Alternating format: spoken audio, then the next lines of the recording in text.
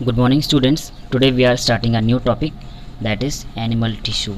In the last few classes we studied about plant tissue and now we will discuss about animal tissue.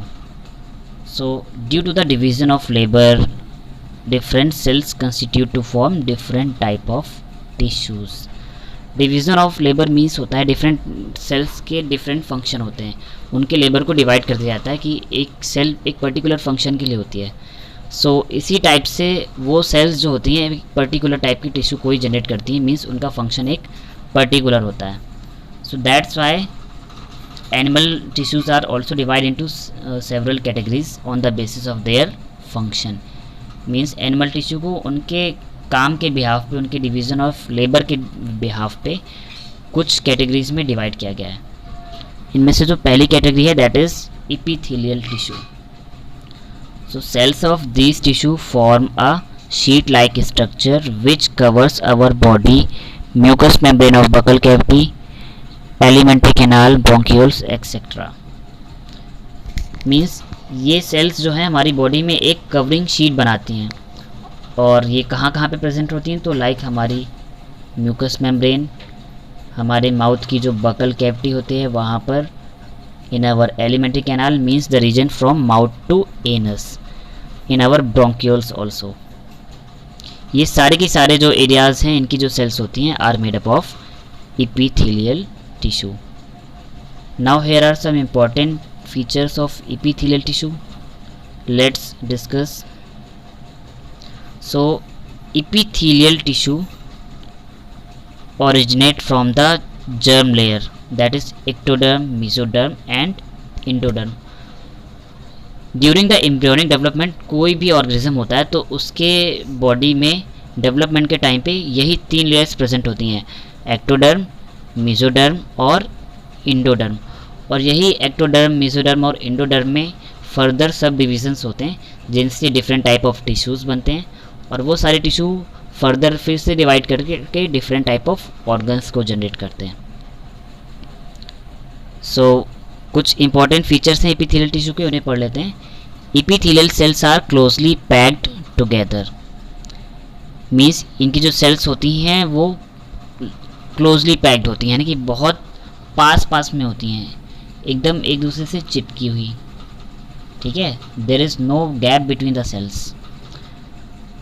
अब second point देख लीजिए, intercellular space is absent और minimum.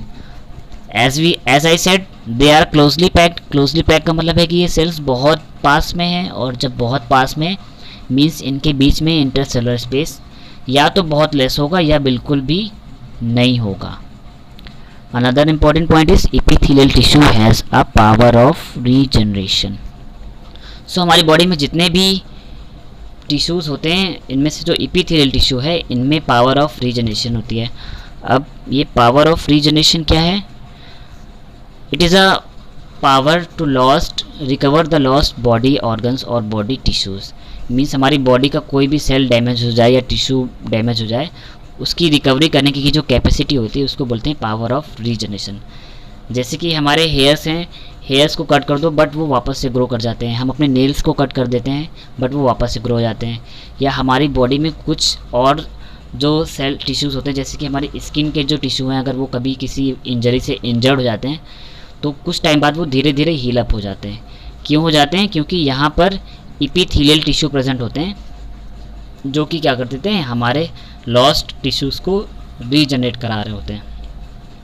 तो they have the power of regeneration. ये बहुत important characteristic feature है इनका.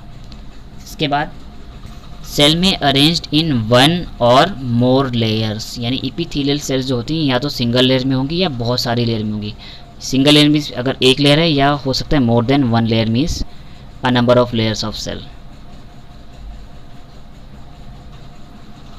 Next feature is, now here some graphical representation of classification about epithelial tissue. so यहाँ पर इनके क्लासिफिकेशन को देख लेते हैं कि epithelial टिश्यू को किन कैटेगरीज में डिवाइड किया गया है. So first one category is, sorry ये स्क्रीन हाइड हो रही तो थोड़ा सा मैं लेफ़्ट साइड पे मूव कर जाता हूँ. हाँ, So our first one category is simple tissue. So epithelial को हमने 4 कैटेगरी में डिवाइड किया है, simple epithelial, pseudo stratified, stratified और स्पेशलाइज्ड टाइप। इनमें जो सिंपल टिश्यू हैं are further divide into 3 sub divisions. First one is squamous, then cuboidal, then columnar. तो पहले तो होंगे सिंपल स्क्वेमस एपिथेलियम, फिर क्यूबॉइडल, फिर कॉलमनर, फिर सीडो स्ट्रेटिफाइड का कोई सब डिवीज़न नहीं है। स्ट्रेटिफाइड को भी सिंपल टिश्यू की तरह इन्हीं 3 कैटेगरीज में डिवाइड किया गया है, स्क्वेमस एपिथेलियम, क्यूबॉइडल एपिथेलियम और कॉलमनर एपिथेलियम। फिर हमारी जो लास्ट सब कैटेगरी है स्पेशलाइज्ड टाइप, इसमें आ जाते हैं transitional, neurosensory and pigmented sales. और स्ट्रेटिफाइड का जो स्क्वेमस पार्ट था इसको भी 2 कैटेगरी में डिवाइड किया गया है, एक तो क्रेटनाइजिंग सेल और एक नॉन क्रेटनाइजिंग। क्रेटनाइजिंग सेल का मतलब होता है जिनमें क्रेटिन प्रोटीन प्रेजेंट होता है, और नॉन क्रेटनाइजिंग जिसमें क्रेटिन प्रोटीन एब्सेंट होगा।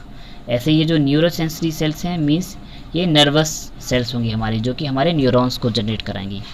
और जो नीचे वाली जो हमारी पिगमेंटेड सेल्स हैं, पिगमेंटेड सेल हमारी बॉडी में पिगमेंट डेवलप करती हैं, और हमारी बॉडी में जो पिगमेंट होता है दैट इज़ मेलानिन।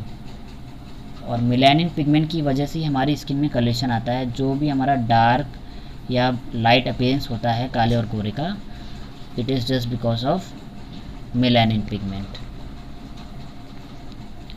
सो आगे स्टार्ट करते हैं।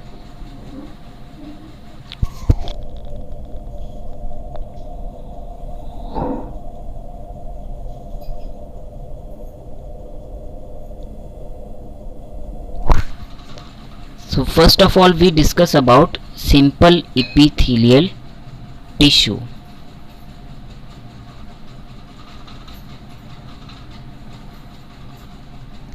So in case of simple epithelial tissue इनके जो क्या फीचर्स हैं, these are formed of single layer of cells that rest upon a basement membrane।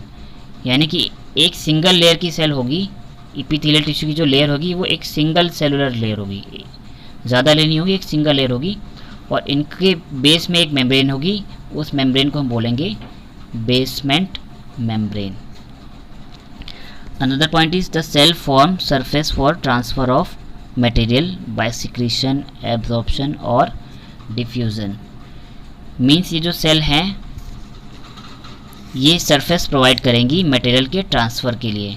Like secretion होता है, सिक्रीशन मीन्स एंजाइम का सिक्रीशन हो चाहे हार्मोन्स का सिक्रीशन हो इन बॉडी में, वो सिक्रीशन किससे होगा, एपिथेलियल टिश्यू की लेयर से ही होगा। फूड का जो हम एब्जॉर्प्शन करते हैं, जितने भी मिनरल, न्यूट्रिएंट या वाटर मॉलिक्यूल का जो एब्जॉर्प्शन है वो भी एपिथेलियल, सिंपल एपिथेलियल टिश्यू की सरफेस से होगा।